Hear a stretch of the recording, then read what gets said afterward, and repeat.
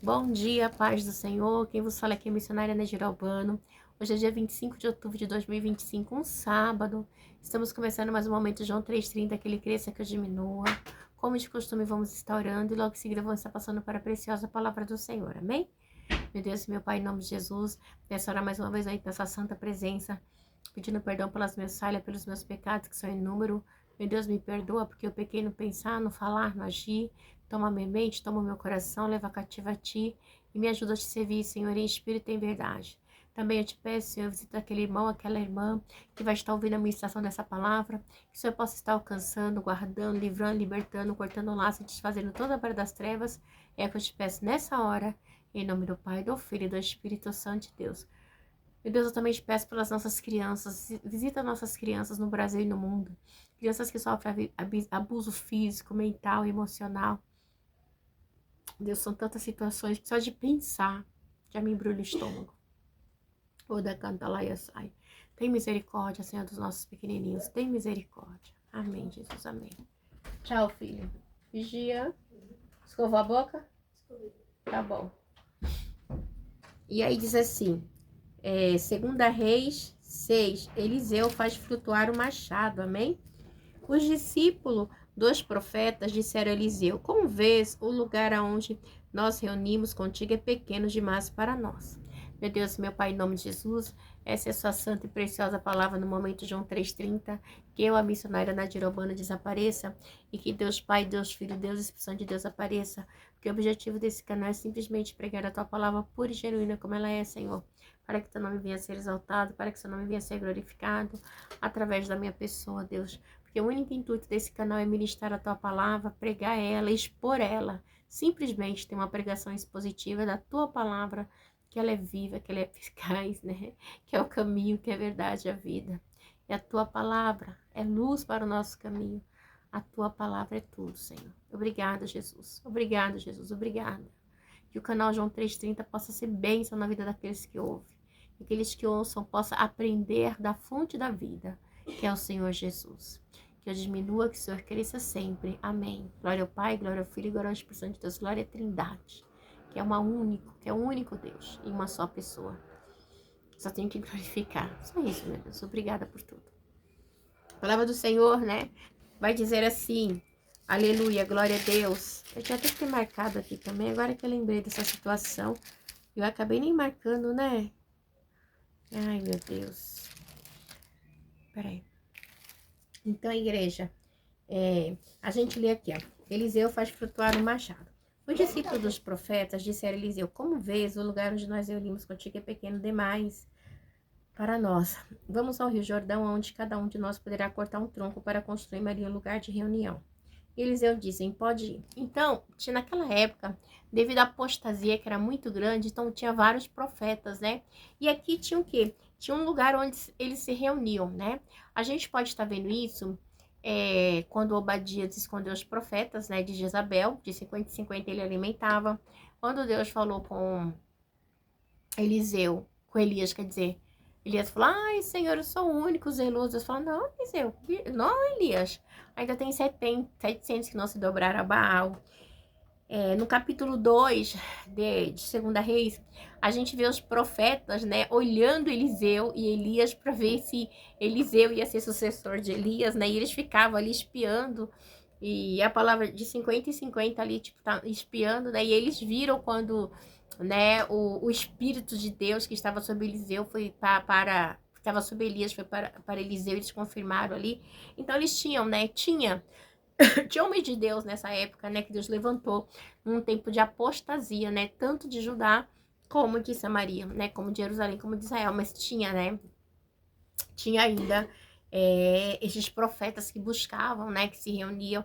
Tem a viúva, né, do azeite, que ela fala assim: o meu esposo, teu servo, era um profeta, era discípulo, o senhor era discípulo dos profetas. Então, era muita coisa, né? E segundo os historiadores, diz até que é Obadias, né? Então, assim, eu já até peguei achando que era Obadias, mas hoje não tenho tanta certeza que é Obadias, né? Porque são vários profetas, né? É uma escola. Então, a gente vê aqui, né, que diz assim: então um deles perguntou: não gostaria de ir conosco, teu servo? Porque eles iam pegar a madeira. Sim, ele respondeu: Elias, tá? Eliseu, desculpa.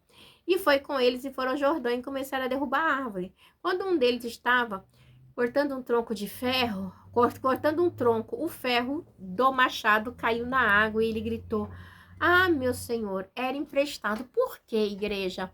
Porque naquela época as ferramentas, ela era caríssima. Nem todo mundo tinha condições de ter um machado. Nem todo mundo tinha, porque era um material assim de difícil, vamos dizer assim, de manusear para o trabalho, para fazer. Além de tudo, era algo muito caro. E quando acontecia isso, a pessoa provavelmente se tornava até escravo para pagar o material. Então, não, eu tô aqui trabalhando para Deus e agora eu perco o machado, vou me tornar escravo. Então, o homem de Deus diz assim, no 6, o homem de Deus pergunta onde caiu, né? Esse homem de Deus é Elias, Eliseu, desculpa, gente, é uma confusão de Elias e Eliseu. E quando o homem lhe mostrou o lugar, Eliseu cortou um galho e jogou ali, fazendo o ferro flutuar. E disse, pegue o homem, e esticou o braço e pegou. Então, você vê, ele usou ali, né, um galho e jogou, né? Tamanho poder... Oi, meu amor. Pode. Tamanho poder de Deus, a gente que tem criança assim, gente, tá? Tamanho poder de Deus sobre a vida de Eliseu. Então, ele joga ali o galho e flutua, tá bom? E isso é tremendo, igreja, mostrando ali o poder. Então, ele restitui aquele homem, né? Com aquela ferramenta, né? Com aquele machado, né? Você já viu o machado flutuar? Você já viu o ferro flutuar? Decanta lá, mas Deus faz, tá? Deus, ele é o Deus do milagre. Se você tá com Deus, Deus, ele faz milagres, igreja, extraordinário na minha e na sua vida. Decanta lá e sai. Para que aqueles que olham, falam assim, nossa, é uma mulher de Deus. É um homem de Deus, né? Apesar que vai ter Jezabel, vai ter Acabe, vai ter um monte para perseguir, né? Vai ter Ben-Hadad e demais outros, né? Mas tem ali o homem de Deus. Então é muito interessante isso, tá bom? E agora, a gente vai aqui passar para a segunda história. Esse capítulo aqui, 6, ele tem 3 histórias também, tá? Agora vai falar sobre o exército arameu e é ferido de cegueira. Vamos lá? Ora, o rei da Síria estava em guerra contra Israel. A Síria vivia em guerra contra Israel. Deus havia dado até poder para Acabe destruir a Síria, mas ele fez aliança com a Síria. Depois de reunir-se com seus conselheiros, disse, montarei o meu acampamento em tal lugar. Mas o homem de Deus mandava uma mensagem ao rei de Israel, evite passar por tal lugar, pois os arameus estão descendo para lá. Arameus e Síria é quase a mesma coisa, tá? É a mesma coisa, vamos dizer assim. Estão descendo para lá. Assim então o rei de Israel investigava o lugar indicado pelo homem de Deus. Repetida vez, Eliseu alertou que tomava as devidas precauções. No 11. E se enfureceu o rei da Síria, tá? Que convocando seus conselheiros, perguntou-lhes, vocês não me apontarão qual dos nossos estão do lado do rei de Israel? E respondeu um dos conselheiros, tudo bem? Nenhum de nós, majestade. E Eliseu, o profeta que está em Israel, que revela o rei de Israel até as palavras que tu falas em teu quarto. Quem? Eliseu. Eliseu revela, tá? Por quê? Porque Deus era com ele, igreja, tá? Mesmo ali, devido a toda a situação de Israel ali, com a apostasia, Deus ainda tinha um cuidado, porque era o povo escolhido de Deus, né? Lá da cantar lá bandaia sai, né? Então Deus, ele, né, ali guardando, porque sabia que os arameus era forte, o povo da Síria era um povo forte de guerra, ok? Vamos prosseguir. E vamos lá. No 13, ordenou o rei, descubra onde ele está, para que eu mande capturá-lo, quando lhe informaram que o profeta estava em Dotã. Ele fala assim, ó, onde é que ele está, que eu vou capturar esse Eliseu? Não, não pode. Ele não pode. Claro que pode. Ele era homem de Deus, Deus usava, né? E ele enviou para lá uma grande tropa com cavalos e carros de guerra, e eles chegaram de noite e cercaram a cidade, né? Decanta lá, decanta lá, mas totalmente errado. Cercar a cidade com homem de Deus, igreja, é homem de Deus, homem e mulher de Deus, igreja. A gente não está isento de passar por dificuldades, tá? Mas Deus muitas vezes nos mostra, nos livra, né? Pela misericórdia dele. Mesmo esse povo tão em pecado, Deus ainda tinha misericórdia. Vamos lá. E o servo do homem de Deus levantou-se bem cedo pela manhã e quando saiu viu uma tropa com cavalos, carros de guerra que havia cercado a cidade. Então ele exclamou: Ah, meu Senhor! O profeta respondeu: Não tenha medo, aqueles que estão conosco são mais numerosos que ele. Oh, decanta lá, sou decanta. Ei, não tenha medo da diversidade, não tenha medo da situação. Quem te prometeu é fiel, é maior do que aquele que está intentando mal contra mim, contra você, porque a gente vai viver as promessas de Deus. Aleluia. Decanta lá, sou decanta lá, porque a palavra é verdadeira, né? Essa palavra, o povo de Israel viveu, né? E eu como você, né? Israel eleito do Senhor, e também que temos a presença do Espírito Santo de Deus, nós temos o nome e o sangue de Jesus, nós também vamos viver se nós tivermos fé e confiança somente em Deus. Nós não podemos dividir a glória do Senhor com ninguém. É somente Deus, é só Deus e mais ninguém, amém? Não divida. Decanta lá, decanta lá, sai, né? Ele tinha fé. E Eliseu, é muito interessante, porque diz assim: E Eliseu orou ao Senhor: Abre os olhos dele para que veja. Então o Senhor abriu os olhos do rapaz, que olhou e viu as colinas cheias de cavalos e carros de fogo. Então o Senhor falou assim: Abre os olhos dele para que ele veja. Porque, igreja, decanta labandaia sou decai, né? Tem coisas que é espiritual, né? E tem que ver.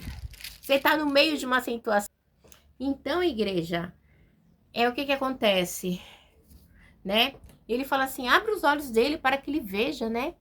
Isso é muito interessante, porque é um âmbito espiritual. Se a gente não tiver com os olhos abertos espiritual, a gente não consegue ver o milagre do Senhor, né? E quando os arameus desceram na direção de Eliseu, ele orou ao Senhor: e fere estes homens de cegueira. Agora, para os homens, para os inimigos, o Senhor pediu para que cegasse, né? Abre os olhos, esse aqui que segue os olhos. Então, aí Eliseu lhe disse: Este não é o caminho, nem esta cidade que procuram. Siga-me e eu lhe levarei ao homem que vocês estão procurando. E os guiou até a cidade de Samaria, ok? Assim que entraram na cidade, Eliseu disse: Senhor, abre os olhos deles. Aí Deus abre os olhos destes homens, para que possam ver. Então o Senhor abriu-lhe os olhos, e eles viram que estava dentro de Samaria.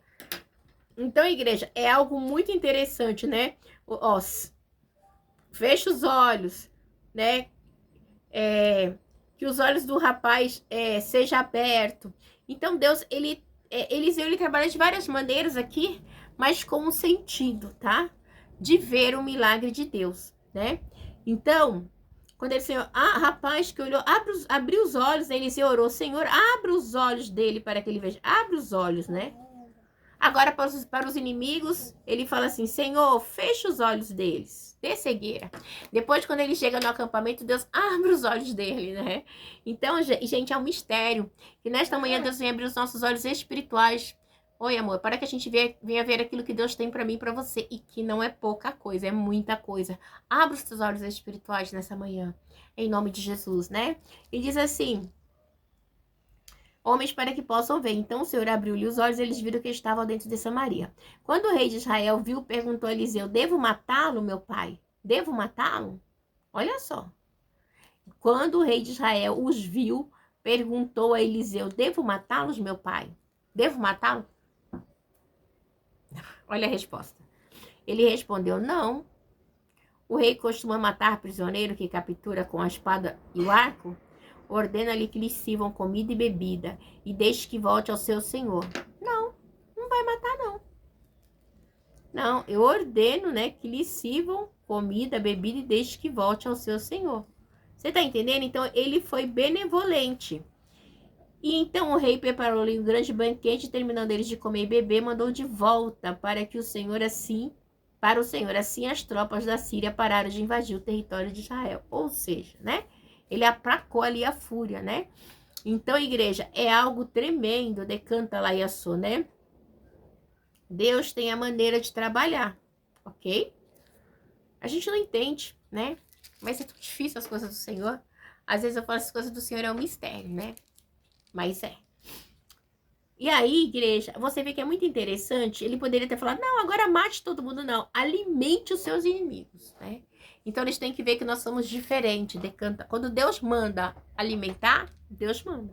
Quando Deus fala não é não. E nesse caso, Deus, né, o Senhor ordenou, né, que era para mostrar para eles que os israelitas, né, poderia sim matá-los, mas não quis, tá? Ligou pro seu avô, Marcos? Oi? Ele não atende? E dependendo da última análise do Senhor, né, que a força vem de Deus, a força vem de Deus, tá? E aí, olha o que acontece. As tropas da Síria pararam de invadir o território de Israel, né? Temporariamente, porque sempre tinha, né, esse tempo aqui, né? E reconhecer a futilidade, que foram fúteis em opor-se contra os deuses, né? Então foi uma coisa fútil, uma guerra fútil, tá? Uma guerra sem necessidade. E aí, a gente pula por 24, a fome. A fome durante o cerco de Samaria. Algum tempo depois, Ben-Hadad, rei da Síria, mobilizou todo o seu exército e cercou Samaria. De novo, né? A gente vê, igreja, que a Síria era implacável. Aleluia. O cerco durou tanto que causou tamanha fome que uma cabeça de jumento chegou a valer 80 peças de prata. Uma caneca de esterco de pomba, 5 peças de... Gente, eles comiam merda de pomba, eles comiam a cabeça de jumento. Tamanha fome era, igreja, e valia muito dinheiro. Então, você vê a situação, por quê? Porque a fome era uma maneira de Deus castigar o povo. Tá lá nas bênçãos e maldições de Deuteronômio. Então, é uma maneira de Deus castigar o povo, ok? Um dia, quando o rei de Israel inspecionava os muros da cidade, uma mulher gritou para ele: socorro, majestade. O rei respondeu: se o Senhor não socorrer, como poderei ajudá-lo? Acaso há trigo na eira ou vinho no tanque de prensar uvas? Ele falou: é só Deus. Mas aí, igreja, olha o que ele fala. Contudo, ele perguntou: qual o problema? Né? Só Deus para fazer alguma coisa. E ela respondeu: esta mulher me disse: vamos comer o seu filho hoje e amanhã comeremos o meu. Então cozinha mais o meu filho. Então cozinhamos o meu filho e o comemos. Igreja, olha a tristeza, o canibalismo, tá? A fome era tanta que a mãe cozinhou seu filho para comer. No dia seguinte, eu disse a ela que era a vez de comermos seu filho, mas ela o havia escondido. Não, o meu não. Me canta lá, banda soda e canta lá. Igreja, eu não consigo nem imaginar essa situação. Você tem que esquartejar o seu filho para você matar a sua fome. É algo assim terrível, né? Quando o rei ouviu as palavras da mulher, o que ele faz? Quando o rei ouviu a palavra da mulher, rasgou as suas próprias vestes, como estava sobre os muros, o povo viu que ele estava usando pano de saco por baixo do corpo. Provavelmente, porque pano de saco era sinal de arrependimento. Provavelmente ele estava tentando se arrepender, mas era em oculto, tá? Para ninguém ver. E ele disse: Deus me castigue com todo rigor se a cabeça de Eliseu, filho de Safate, continuar hoje sobre o seu ombro. Lembra de quem? De Jezabel, né? É a mesma fala de Elias. Então, igreja, foi uma sentença assim cruel. Decanta lá decanta lá récia, né? Com rigor, uma forma de maldição, né? Por quê? Porque Jorão, ele considerava Elias culpado, né? Jorão considerava Elias culpado, tá? Ele não conseguia ver que a culpa era do povo, ok? O rei Jorão, esse rei Jorão, assim, o rei Jorão considerava Eliseu, eu só falo Elias, né? Culpado da fome. Ele não consegue reconhecer que a fome é por causa deles, da desobediência. Igreja em Samaria tinha um templo de Baal. Igreja, e aí a culpa é do homem de Deus, que Deus levantou profetas na época para subjugar, para falar a verdade para o povo de Israel.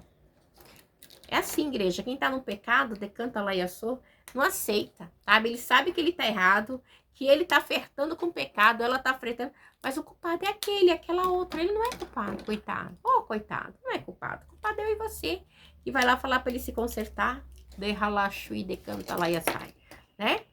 Então, olha só, a mesma coisa foi Jezabel, né? Quando ela perseguiu Elias, porque matou, quando ela soube ali, né? Que Elias havia matado os profetas de Baal, e ela espragueja, né? E ela fala assim, eu vou matar Elias, eu vou matar, né? Então é onde Elias foge lá, né? Para o riacho de Querite. Então, a gente vê que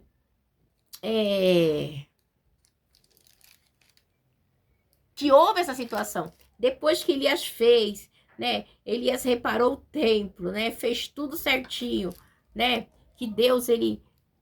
Aí Jezabel vem, né? No 19, versículo 1, diz assim... 1 Reis 19, 1, tá? Ora, Acabe contou a Jezabel tudo o que Elias tinha feito e como havia matado todos aqueles profetas à espada. Por isso Jezabel mandou um mensageiro a Elias para dizer que os deuses me castiguem com todo rigor, se amanhã, nesta hora, eu não fizer com a sua vida o que você fez com eles. Aí Elias teve medo.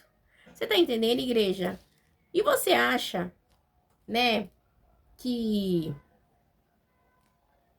o que Elias fez era culpa dele?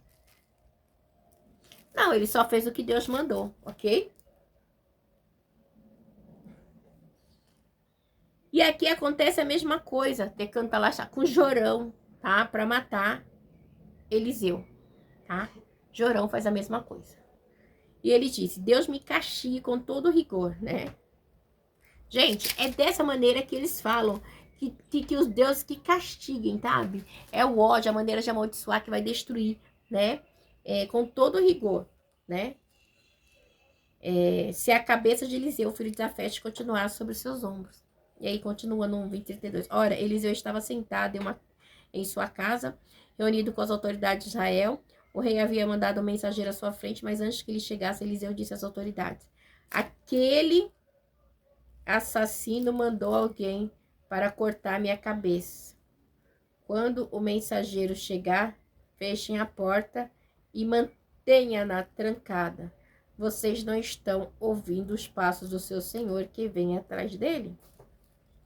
Então, decanta lá e assou. Eita Deus, ai, lá e sai. Enquanto ainda lhe falava, o mensageiro chegou na mesma hora da mesma hora o rei disse: essa desgraça vem do Senhor, porque devo ainda ter esperança no Senhor, né? Então, igreja, ter esperança no Senhor, ele sentia-se enganado por Eliseu e abandonado pelo Senhor, né? Que ele culpava toda a tragédia, Eliseu e Deus, mas que culpa eles tinham? Igreja, tem pessoas que não vai admitir o seu erro, decanta lá e açaí, todo mundo é culpado, menos ele, né? Lá em Samaria tem um templo de Baal, eles flertam com Baal, tem os 10 mandamentos, tem a ordem para o povo de Israel, mas o profeta é errado. A apostasia é certa. Decanta lá e sai. Mas Deus, igreja, Deus, ele diz para mim, para você, decanta lá e sai neste dia 25. Alá e assou, decanta lá e sai, que está chegando o tempo da minha e da tua vitória. Aqueles que perseguiram, que caluniaram, que não entendem que servir a Deus é servir a Deus, vão ter que ver e contemplar o que Deus vai fazer na minha e na sua vida. E aí, essa fome aqui, né? Eles vão ter que ver. E eu e você vamos ser aqueles que vai abençoar uma geração para a honra e glória do Senhor Jesus, amém? Fique com essa palavra, se examine, não queira perseguir o próximo por causa dos seus erros, assuma os seus erros para que Deus possa ser glorificado na sua vida, amém? Fique na paz, Deus abençoe, um bom dia.